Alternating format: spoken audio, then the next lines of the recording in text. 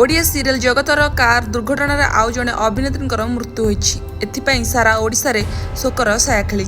तेबे सुटिंग सारी घर को फेरुवा बेले बाटरे घटी एपरी एक दुर्घटना। यह दुर्घटन जड़े सीरियल अभिनेत्री मृत्यु होती। तेबे 8 तारिख राति 2:30 समय सुटिंग सारी कार रे फेरुथिले 3 जण महिला कलाकार। यही समय कटक काजियाना कुआखिया नदी ब्रिज उपर कार को एक ट्रक सामना पटरू आसी धक्का देइथिला।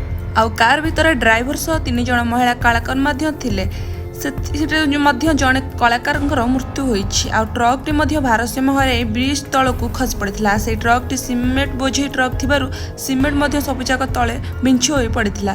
तेबे सूचना यह थिला कि जेतेबेले सीरियल कलाकार माने विलंबित राति सुटिंग सारी घर को फेरुथिले सेही समय अंधार रात्रि समय कार टी को धक्का देइथिला, जहा फल कि कार बसी समस्त कलाकार और ड्राइवर समस्त गुरुतर आहत होते। आउ जनकर सेठी मृत्यु हो जाइथिला।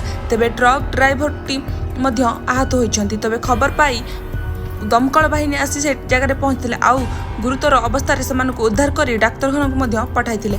तेबे सेमानकर परिचय जणेबाकू पड़िथिला कि से जो अभिनेत्री जनकर मृत्यु होइछि तांकर ना रहिछि सुशांती मल्लिक। आउ जो गुरुतर अन्य अभिनेत्री माने रहिछन्ति सेमानकर ना रहिछि अनुसया साहू और प्रभाती प्रसाद।